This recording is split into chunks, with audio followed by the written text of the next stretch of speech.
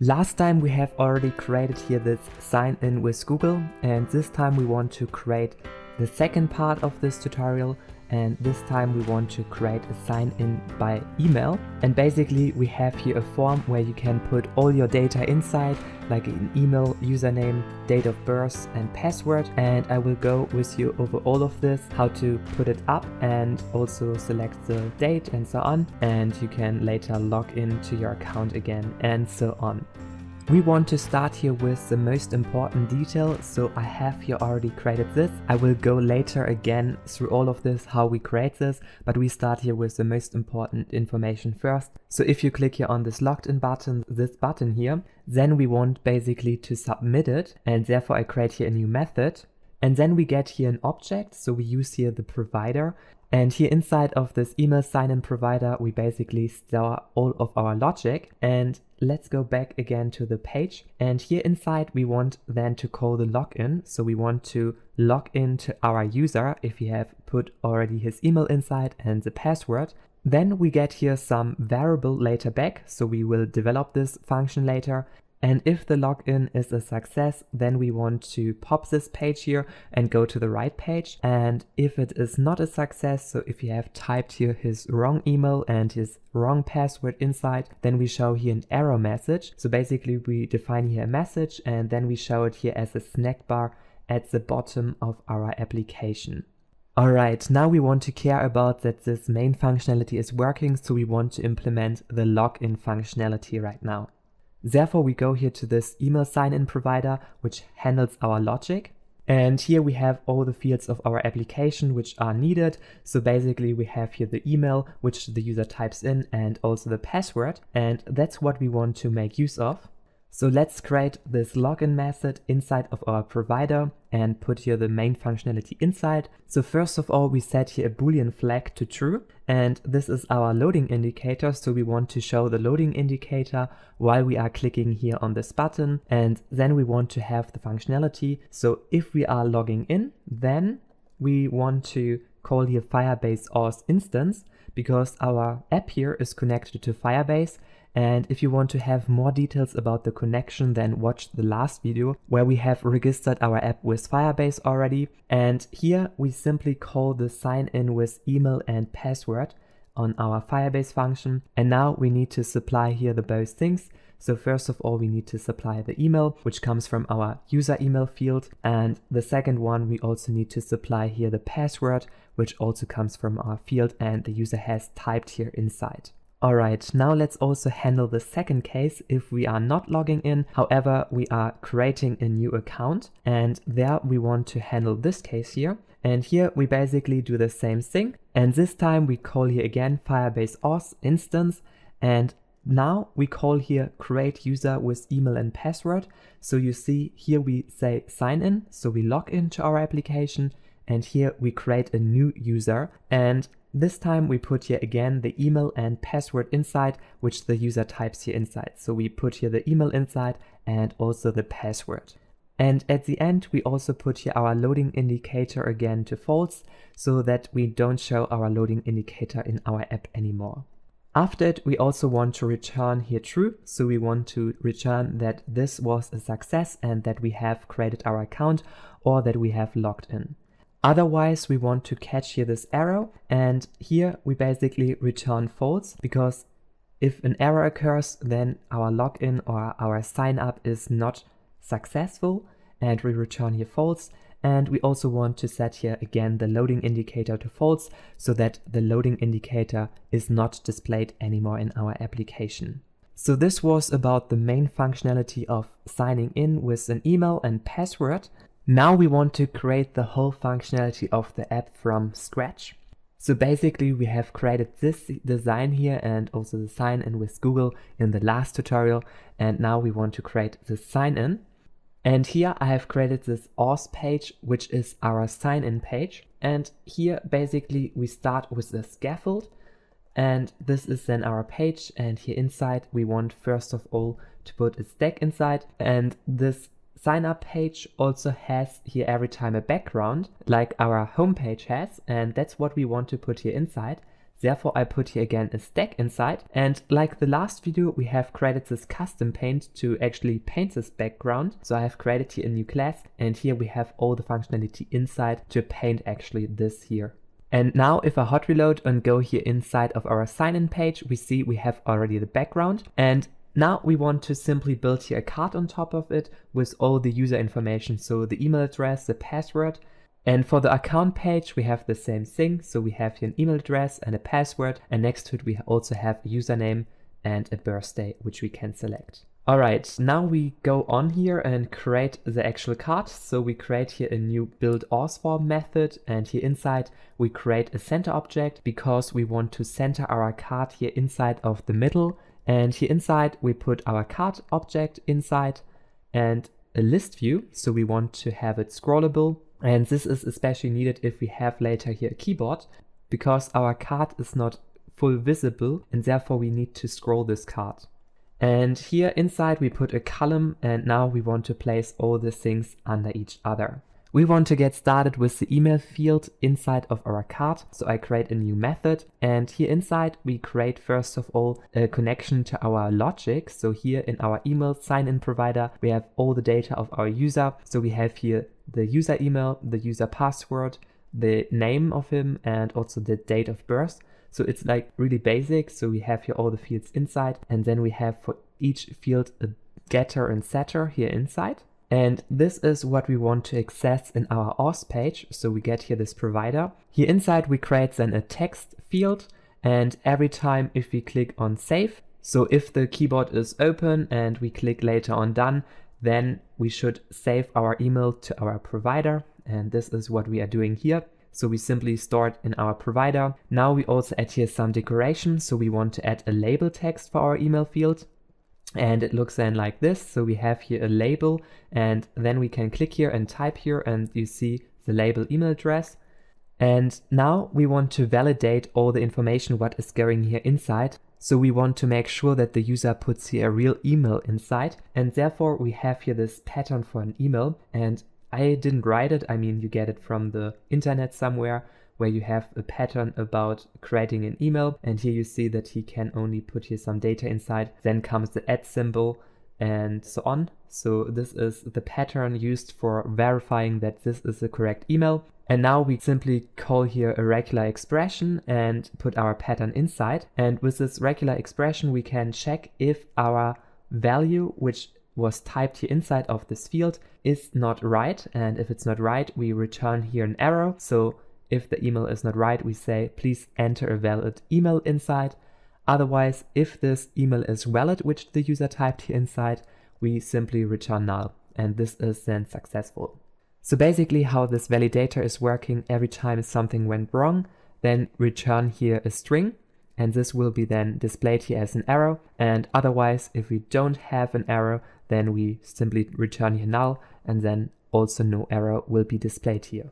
All right, now we also add here a key for this field, and we can also set here that the autocorrect should not be displayed. So right now we have here every time maybe an autocorrection, but we don't want to have this.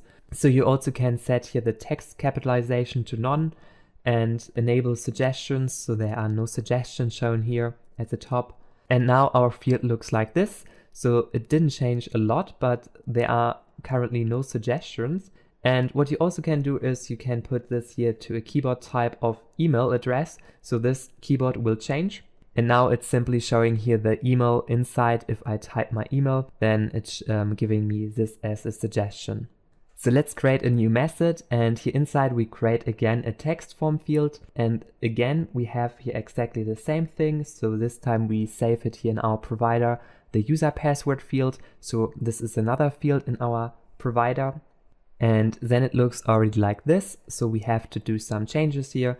So the first change what we do is we want to have here this obscured. So if I set it right now to true, you see that this is our change and the password is not showing here. And then we also want to add a key value and a decoration, so that here it is showing password inside. And the last thing is to add the validator again. So we want to make sure that this password has the right form which we want to have. So in our case, we want to make sure that this value is not empty, and we also make sure that the password has at least 7 characters. And if this condition is not fulfilled, we simply show here this error message, and otherwise, if you have put everything correctly inside, we return here null, which means that this is a successful password. So we are pretty close to our design which we want to reach here. So basically what we want to add is a login button and this create new account button. So we go here again to our column and create a new method for building this button.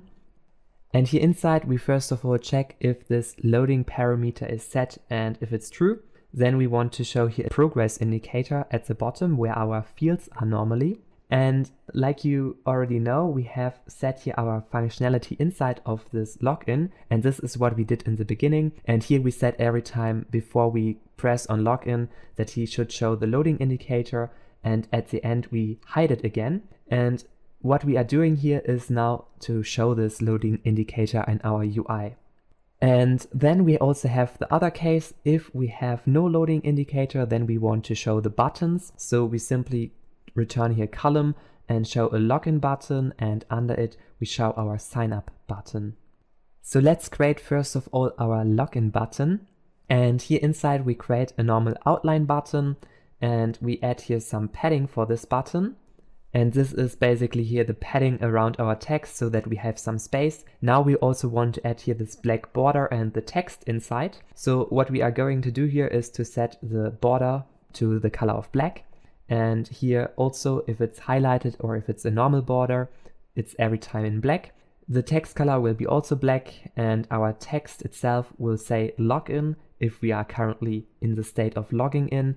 Otherwise, if we create a new account, then this is showing here the sign up text, because we use the same button for the login page and the sign up page.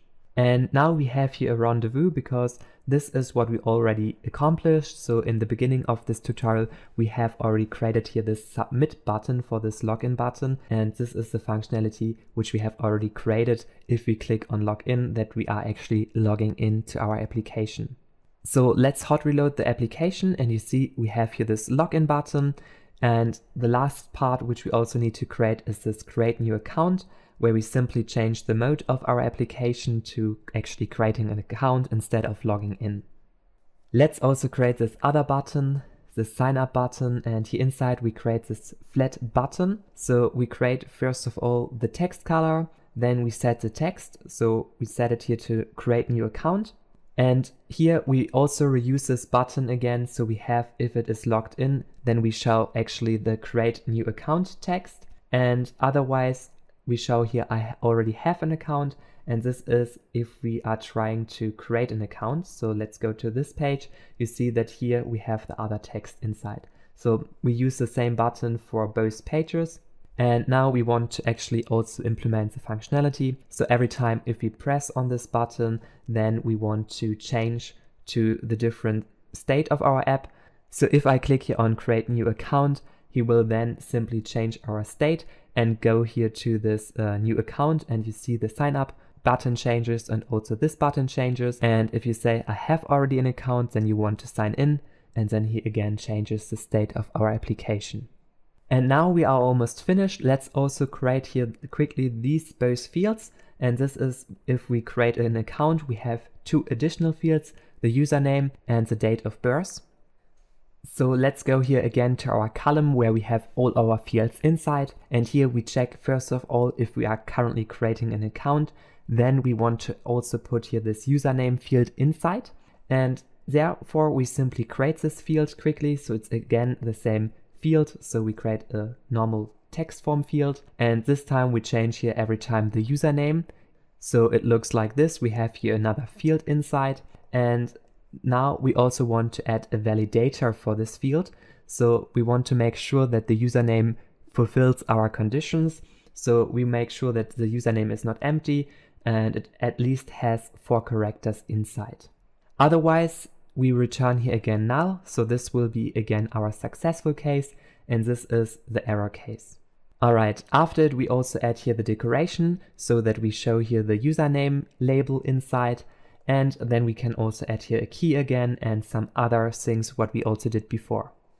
So this is now really basic. We have here 3 text fields, and now comes this date of birth picker where we actually choose a specific date, and therefore we open here this date picker, and then the user can select a specific date.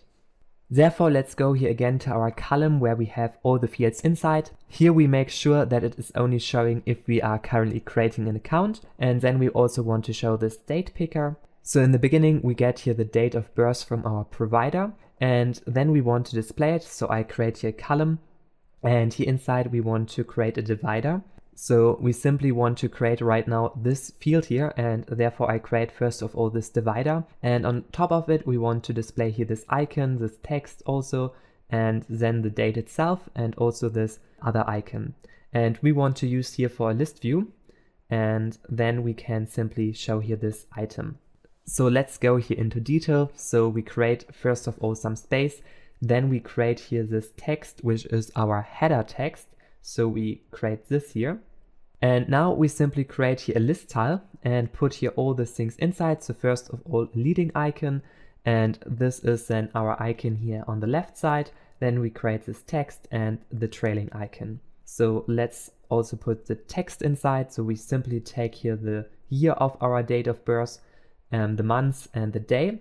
So basically this here is a field which is a date time, and this date time has some properties. So it has here the year, the month and the day, and that's what we want to access here. And therefore we make use here of string interpolation to actually get here the date. And therefore you write here every time a $sign and then these brackets around. And then you can put here your date of birth attribute inside and access it here, and also access then here a year. And this will then be shown here inside as a string, and he will simply put here then the real data inside. Next to this text, we also show here the trailing icon, and this is here this other icon which we show at the end. And this should look then like this. So we have here every time our current date inside, and we have here then these both icons. Now we want to add the functionality if we tap here on this one. So we have here also in our list tile and on tap, and then we simply want to show this date picker.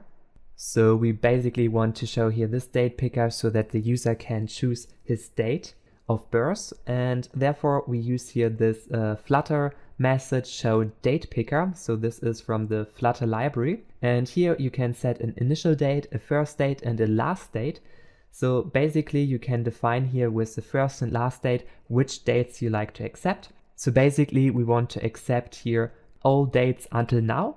So this is our current year, and we also want to accept all the years which are 80 years and ago.